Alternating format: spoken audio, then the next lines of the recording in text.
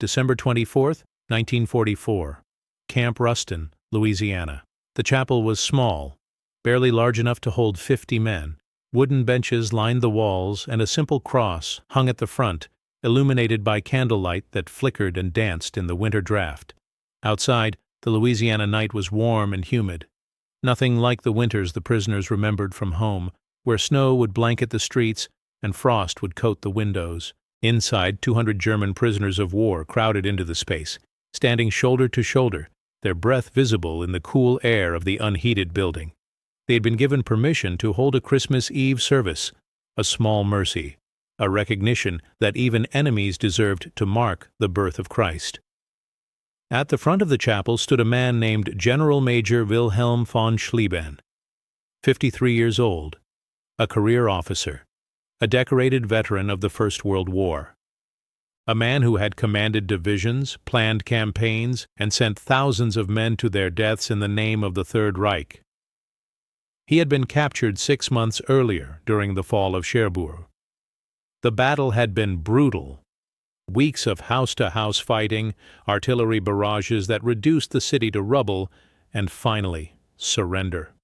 Von Schlieben had been one of the highest-ranking German officers captured in the Western Theater. A prize, a symbol. But tonight, standing in this makeshift chapel in the middle of Louisiana, von Schlieben looked like anything but a general.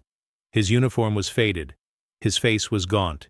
His eyes, once sharp and commanding, were hollow, haunted by something the other prisoners couldn't quite name.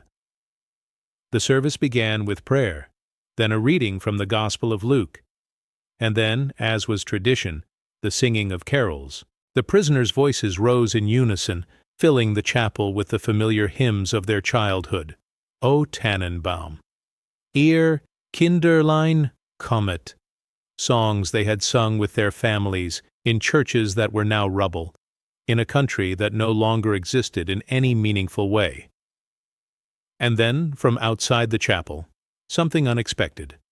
Voices, American voices, guards who had gathered near the door, drawn by the sound of the singing. And they were singing too, not in German, but in English. Silent night, holy night. Von Schlieben froze. His mouth was open, mid-verse, but no sound came out. He stood there, trembling, as the American voices blended with the German ones. 2 languages singing the same song, the same prayer, the same desperate hope for peace. And then, in front of 200 prisoners and a dozen American guards, General Major Wilhelm von Schlieben, a man who had ordered artillery strikes on Allied positions, who had commanded soldiers to fight to the death, who had been a loyal servant of a regime that had brought nothing but death and destruction to the world, began to cry. If stories like this matter to you, listen closely, because this is not a story about redemption. It's not about forgiveness. It's about the moment when a man, a general, a Nazi, a human being, heard a song he had known his entire life sung in the language of his enemy, and realized that everything he had fought for, everything he had believed in, everything he had sacrificed for, was a lie. This is the story of how a Christmas carol broke a man in a way that war never could. And in that breaking, revealed the only truth that matters, that we are all singing the same song. We just forgot the words. The smell of pine filled the chapel. Some of the prisoners had fashioned a small Christmas tree from branches scavenged from the campgrounds, decorating it with paper ornaments and bits of cloth torn from old uniforms. It wasn't much, but it was something. A reminder of home. A reminder of a time before the war, when Christmas meant family and warmth and peace. Von Schlieben stood at the front, his hands clasped behind his back, his posture rigid despite the emotion that was threatening to overwhelm him. He had not cried in years, not when he received orders to defend Cherbourg, not when he watched his soldiers die, not when he surrendered, not when he was paraded through American camps, stripped of his rank and dignity, reduced from a general to a prisoner, from a man of power to a number in a file. But now, hearing Silent Night, Stille Nacht, sung in English by the very men he had been fighting against, something inside him shattered. The American guards stood outside, their voices soft but clear. They weren't performing, they weren't mocking, they were just singing, as if it was the most natural thing in the world, as if there was no war, as if they weren't standing guard over men who had tried to kill their brothers, their sons, their friends. One of the guards, a young man named Michael O'Brien, 24 years old, from a small town in Ohio, had suggested it. He had heard the German prisoners singing through the chapel walls, and remembered that his grandmother used to sing the same songs. She had been Austrian, had immigrated to America in 1910, and had taught Michael the words in German when he was a child. "It's Christmas," Michael had said to the other guards. "We should sing too." And so they did. Not in German, but in English, because even though they were enemies, even though they were on opposite sides of a war that had torn the world apart, they were all singing the same song, a song about peace, about hope, about the birth of a child who promised salvation. Inside the chapel, the prisoners slowly joined in, their German voices blending with the English ones, creating a harmony that transcended language, transcended borders, transcended everything that had divided them. All is calm, all is bright. Von Schlieben's shoulders shook. His breath came in short, sharp gasps. He tried to maintain his composure, tried to be the general, the officer, the man who never showed weakness, but he couldn't. The tears came anyway, streaming down his face, hot and unbidden and unstoppable. Because in that moment, hearing that song sung in two languages, von Schlieben understood something he had spent his entire military career denying, that the enemy wasn't different. They weren't monsters. They weren't subhuman. They were just people. People who celebrated Christmas. People who sang the same songs. People who missed their families and wanted to go home and believed in the same God. And if the enemy was just people, if they were human, if they were like him, then what did that make the war? What did that make every order he had given, every life he had taken, every justification he had made? The song ended. The chapel fell silent. Von Schlieben stood there, his face wet with tears, his hands trembling. The other prisoners stared at him, uncertain how to react.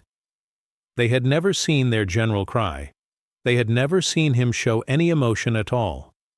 One prisoner, a young corporal named Franz, barely 20 years old, stepped forward and put a hand on von Schlieben's shoulder. "Sir," he said quietly, "it's all right." Von Schlieben looked at him, his eyes red and swollen. "No," he said, his voice hoarse. "It's not all right. None of this is all right." They expected brutality. They expected to be treated the way German forces had treated Allied prisoners, with contempt, with cruelty, with the kind of dehumanization that war demands. But instead, they were allowed to celebrate Christmas. They were given permission to hold a religious service. They were treated with a dignity that many of them had never shown their own prisoners. General Major Wilhelm von Schlieben had overseen prisoner camps on the Eastern Front. He knew what happened in those places. He had signed the orders. He had authorized the policies. Soviet prisoners were starved, frozen, worked to death in conditions that no human being should endure. The Geneva Convention was ignored. Mercy was seen as weakness. Prisoners were not men. They were resources to be used and discarded. But here, in this American camp in Louisiana, von Schlieben was given 3 meals a day. He was paid for his labor. He was allowed to write letters home. He was allowed to worship. He was treated like a human being, not an animal. And that treatment, that unexpected, undeserved kindness, was more devastating than any torture could have been, because it forced him to confront the lies he had been telling himself for years. By December 1944, von Schlieben had been a prisoner for 6 months, 6 months of routine, 6 months of work details and roll calls and long, empty hours spent replaying the war in his mind. He thought about Cherbourg, about the soldiers he had sent to die defending a city that couldn't be defended, about the final days, when ammunition ran out, and food ran out, and hope ran out. But Hitler's orders remained the same. fight to the last man. Von Schlieben had surrendered. He had chosen life over death, and in doing so, he had violated everything he had been taught about honor, about duty, about what it meant to be a German officer. He expected to be executed, or at the very least brutalized. That's what he would have done if the roles were reversed. But instead, the Americans had treated him with courtesy. They had interrogated him, yes. They had questioned him extensively about German defenses, about troop movements, about strategy, but they hadn't tortured him. They hadn't beaten him. They had just asked, and when he answered, they thanked him. It was surreal, incomprehensible, and it planted a seed of doubt that grew with each passing day. One afternoon, a few weeks after his capture, von Schlieben had been escorted to a debriefing session with an American intelligence officer, a colonel named James Harrison, a graduate of West Point, a career military man who spoke fluent German and seemed to understand the European theater better than most German officers von Schlieben had served with. Harrison had asked von Schlieben about his background, about his service in the First World War, about how he had risen through the ranks. And then, almost casually, Harrison had said, "You're a smart man, General. You've seen enough war to know how it ends. Why did you keep fighting when you knew you couldn't win?" Von Schlieben had stared at him for a long moment. Then he had said, "Because I was ordered to." "But you're a general. You could have surrendered earlier. You could have saved lives." "I took an oath. To Hitler? To Germany." Harrison had leaned back in his chair, studying von Schlieben with an expression that was neither judgment nor sympathy, just curiosity. "And do you think Germany is better off because you followed those orders? Do you think the soldiers who died in Cherbourg died for something that mattered?" Von Schlieben hadn't answered, because he didn't have an answer, or rather, he had an answer, but it was one he wasn't ready to admit. No, they hadn't died for anything. They had died because men like him had been too cowardly to question, too afraid to disobey, too invested in a system that rewarded obedience over morality. Now, standing in the chapel on Christmas Eve, listening to Americans and Germans sing the same song, von Schlieben finally allowed himself to confront that truth. And it broke him. After the service ended, von Schlieben walked back to his barracks in silence. The other prisoners gave him space, sensing that something had shifted, that the general they had known, the stern, disciplined, unbreakable officer, was gone, replaced by something they didn't quite recognize. Von Schlieben lay on his bunk, staring at the ceiling. The barracks were quiet except for the occasional cough or rustle of blankets. Outside, he could hear the guards talking softly, their voices carrying through the thin walls. He thought about his wife, Margrethe. He hadn't seen her in over a year. He didn't even know if she was still alive. The last letter he had received from her had been in May, before the invasion of Normandy. She had written about the bombings, about how Berlin was being destroyed piece by piece, about how she was living in the cellar with their 2 daughters, praying that the roof wouldn't collapse on them. He thought about his daughters, Eva, who would be 16 now, Hannah, who would be 13. He remembered their faces, their voices, the way they had laughed when he came home on leave and brought them chocolate. He wondered if they still remembered him. He wondered if they hated him for leaving. He wondered if they understood why he had done what he had done. But did he understand? Did he even know why he had done it? He had joined the army in 1910 when he was 19 years old. He had fought in the First World War, had been wounded twice, had earned medals for bravery. After the war, he had stayed in the military because it was the only life he knew. He had watched Germany collapse, had watched the Weimar Republic fail, had watched Hitler rise to power on promises of greatness and glory. And von Schlieben had believed, not in the ideology, he had never been a Nazi, had never joined the party, but in the idea of Germany, the idea that the country could be strong again, could be respected again, could reclaim the dignity it had lost in the trenches of the First World War. But somewhere along the way, the idea had become a lie, and von Schlieben had been too blind, or too complicit, to see it. He thought about the prisoners he had overseen on the Eastern Front, the Soviet soldiers who had been starved, beaten, worked to death. He had told himself at the time that it was necessary, that they were enemies, that the Geneva Convention didn't apply to Bolsheviks, that mercy was a luxury Germany couldn't afford.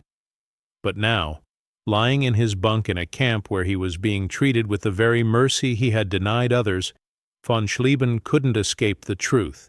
He had been a monster, not because he had enjoyed the cruelty, but because he had allowed it, because he had followed orders, because he had chosen obedience over humanity. And the worst part, the part that made him want to scream, was that he couldn't undo it. He couldn't go back and make different choices. He couldn't save the men who had died because of his orders. He couldn't erase the suffering he had caused. All he could do was lie here in this barracks in Louisiana and live with the knowledge of what he had done. A voice interrupted his thoughts. "General?" Von Schlieben looked up. It was Franz, the young corporal who had touched his shoulder in the chapel. "May I speak with you, sir?" Von Schlieben sat up. "Yes, sit." Franz sat on the edge of the bunk, his hands clasped in his lap. He looked nervous, like a child about to confess a transgression to a parent. "Sir, I wanted to ask you something." "Go ahead." "Do you regret it? The war?" Von Schlieben was silent for a long moment. Then he said, "Every day." Franz looked surprised. "But you were a general. You believed in it, didn't you?" "I believed in Germany," von Schlieben said, "but Germany isn't what I thought it was. And the war was never about Germany. It was about power, about one man's delusions, and I followed him. I obeyed him. I sent men to die for him. And for what?" He looked at Franz, his eyes red and raw. "You asked if I regret it. I regret everything, but regret doesn't change anything. It doesn't bring back the dead. It doesn't undo the suffering. It just sits there, like a stone in your chest." Franz nodded slowly. "What do we do now, sir?" Von Schlieben let out a bitter laugh. "We live. We try to be better than we were, and we pray that God has more mercy than we deserve." Wilhelm von Schlieben was not unique. Across the United States in over 500 POW camps, thousands of high-ranking German officers were grappling with the same realization, that they had been lied to, that the war they had fought was built on propaganda and delusion, that the enemy they had been taught to hate was, in many ways, more humane than their own leadership. The American policy of treating prisoners well was strategic. It wasn't just about following the Geneva Convention, it was about psychological warfare. Because prisoners who were treated with dignity, who were shown that there was another way to live, would return home with stories that contradicted everything they had been told. They would become living proof that the Nazi ideology was a lie, and in many cases, it worked. Von Schlieben spent the next year in Camp Rustin, working on construction details, attending lectures about democracy and human rights, and slowly, painfully, unlearning everything he had been taught. The Americans had a re-education program for high-ranking officers, a series of classes and discussions designed to deprogram them, to show them the evidence of Nazi atrocities, to force them to confront what they had been part of. At first, von Schlieben resisted. He told himself it was propaganda, that the photographs of concentration camps were fabricated, that the testimonies of survivors were exaggerated, that the Allies were just trying to make Germany look worse than it was. But the evidence was overwhelming, and eventually von Schlieben couldn't deny it anymore. He sat in a classroom one afternoon, watching a film about the liberation of Bergen-Belsen. The images were horrific, emaciated bodies stacked like firewood, survivors who looked more like skeletons than human beings, mass graves filled with thousands of corpses. And through it all, the narrator's voice, calm and clinical, explaining what had been done in the name of the Third Reich. Von Schlieben felt sick. He wanted to look away, but he forced himself to watch, because he had been part of this. Maybe not directly, maybe he had never set foot in a concentration camp, had never given an order to execute civilians. But he had been part of the system that made it possible. He had worn the uniform. He had followed the orders. He had been complicit. After the film ended, the instructor, an American captain named Robert Klein, a Jewish man whose parents had fled Germany in 1935, asked the prisoners if they had any questions. Von Schlieben raised his hand. "How do we live with this?" he asked, his voice barely audible. "How do we live knowing what we were part of?" Klein looked at him for a long moment. Then he said, "You live by acknowledging it, by refusing to forget, by making sure it never happens again. You don't get to undo it. You don't get to be forgiven. But you can choose to be better. And maybe, that's enough." Von Schlieben nodded. But he wasn't sure he believed it, because how could anything be enough after what had been done? In May 1946, von Schlieben was released from captivity. He was given a choice: return to Germany or stay in America. Unlike many prisoners, von Schlieben chose to return, not because he wanted to, but because he felt he had to, because running away would be cowardice, and he had been a coward long enough. He returned to Germany in June 1946. The country was unrecognizable. Berlin was rubble. The economy was destroyed. His wife and daughters were alive, living in a bombed-out apartment in what would become East Berlin. They were thin, malnourished, traumatized. But they were alive. Margaret looked at him with a mixture of relief and something else, something that looked like disappointment. "You came back," she said. "Of course I came back." "I didn't think you would." Von Schlieben didn't know what to say to that, so he just held her, and she cried, and he felt the weight of everything he had done pressed down on him like a physical thing. They called it defeat. But for von Schlieben, it felt like the first honest thing that had happened to Germany in decades. The Third Reich was gone. The symbols were torn down. The propaganda was exposed as lies. The men who had led the country to ruin were being hunted, tried, executed. And for the first time in years, Germans were allowed to think for themselves, to question, to confront the truth. It was painful, humiliating, but it was necessary. Von Schlieben found work as a laborer, helping to clear rubble from the streets of Berlin. It was a far cry from his days as a general, commanding divisions and planning campaigns, but he didn't mind.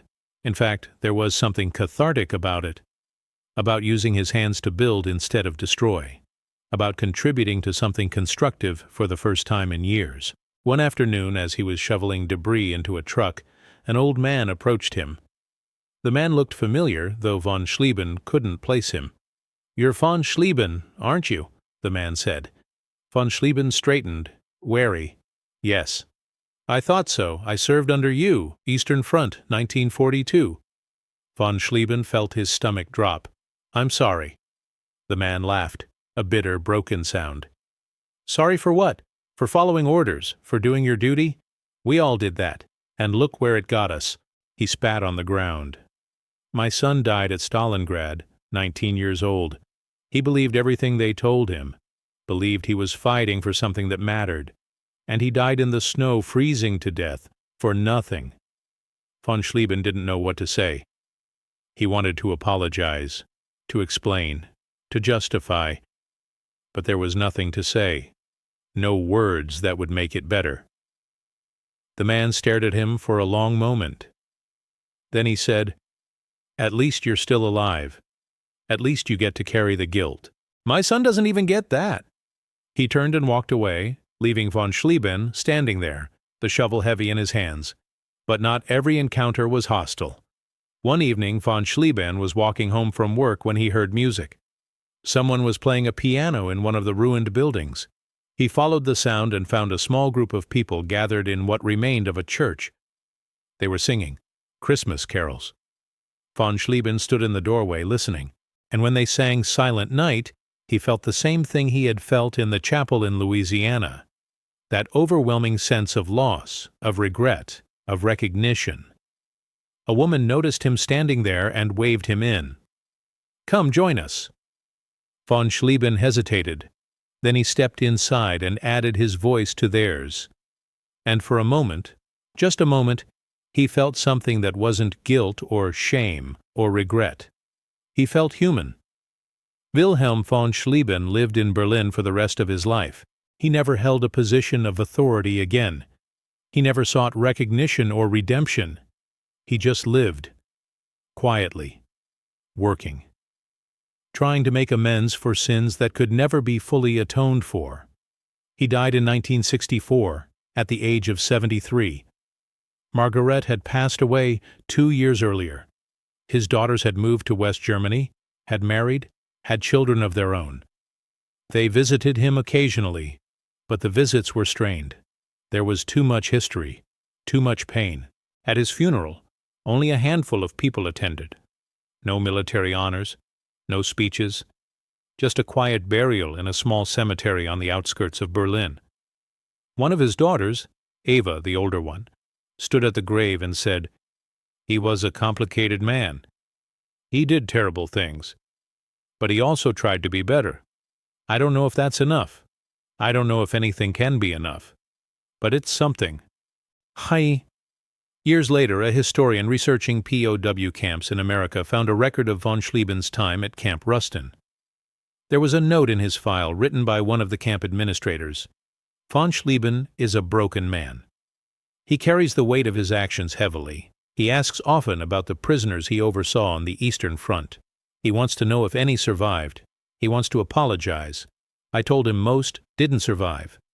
He wept. The historian also found a letter von Schlieben had written to Margaret from the camp, dated December 25, 1944. It read, "Yesterday was Christmas. We sang carols, and for the first time in years I felt something close to peace. Not because the war is over, but because I realized that the enemy is not the enemy. We are all singing the same song. We just forgot the words. I don't know if I can ever forgive myself for what I've done, but I know I must try to be better. For you, for the girls, for all the men who died believing lies I helped spread. I am sorry. For everything." He left Germany as a general, and returned as a man who understood that rank means nothing when you've lost your humanity.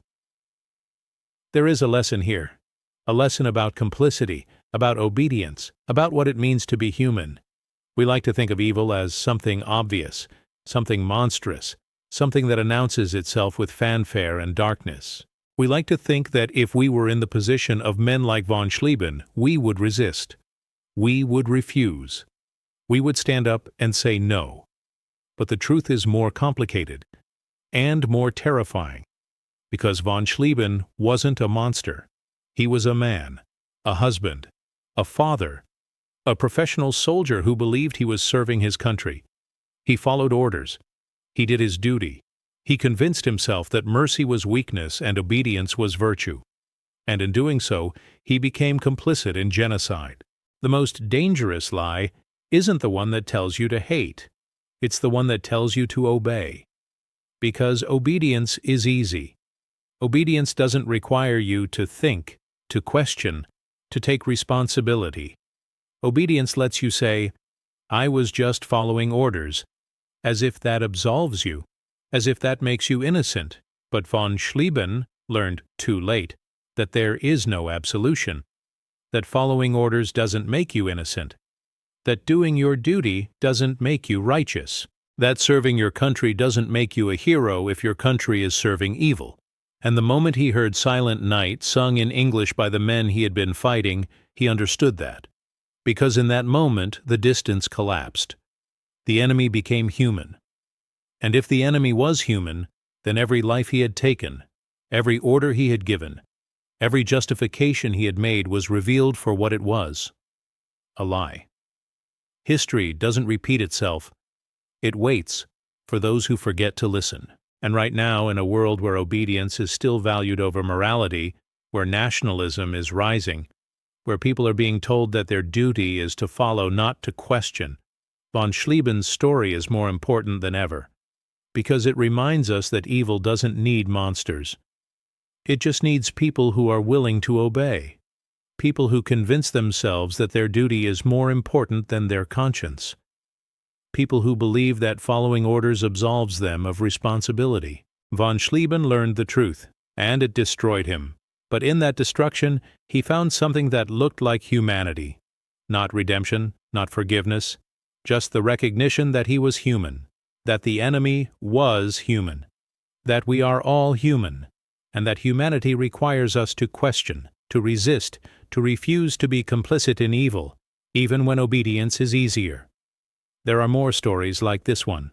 Stories of men who believed lies and paid the price. Stories of moments when the truth broke through and shattered everything. If this matters to you, if you believe we need to remember what happens when good people choose obedience over morality, subscribe to Warden of War. The archive opens every week, and every story is a warning we can't afford to ignore. Which story should we open next? Tell us in the comments, and let us know where you're watching from. We want to hear your thoughts on this. Have you ever faced a moment where duty and morality conflicted? What did you choose? Share this with someone who needs to hear it. Because the most dangerous enemy isn't the one with a gun. It's the one who convinces you that obedience is virtue. And the only way to fight that enemy is to never stop questioning.